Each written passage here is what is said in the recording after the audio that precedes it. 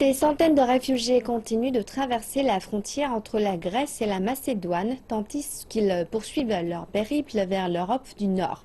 Postés dans un camp de transit ou sur l'aire de repos d'une station-service, ils attendent dans le froid, près de la frontière, que la Macédoine ouvre et ferme périodiquement.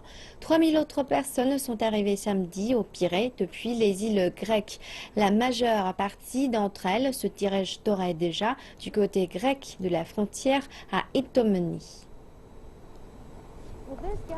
Cette station-service, située à 20 km de la Macédoine, est devenue un point de contrôle non officiel, d'où la police oriente les réfugiés en direction de la frontière ou du camp de transit qui a récemment réouvert ses portes.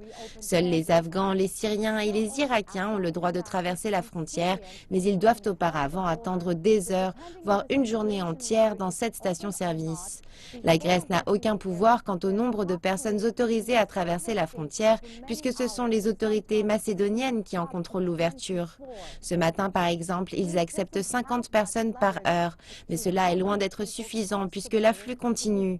Plus tôt dans la journée, 3000 personnes sont arrivées au port du Pirée et la plupart se dirigent actuellement vers ce point de passage. Les équipes de Médecins sans frontières ont installé des tentes il y a quelques jours et se préparent actuellement pour ces nouveaux arrivants.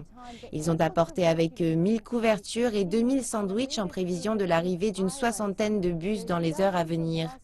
Tant que le voisin de la Grèce ne laisse pas sa frontière ouverte, toute organisation semble compromise et de plus en plus de réfugiés risquent de se retrouver piégés ici.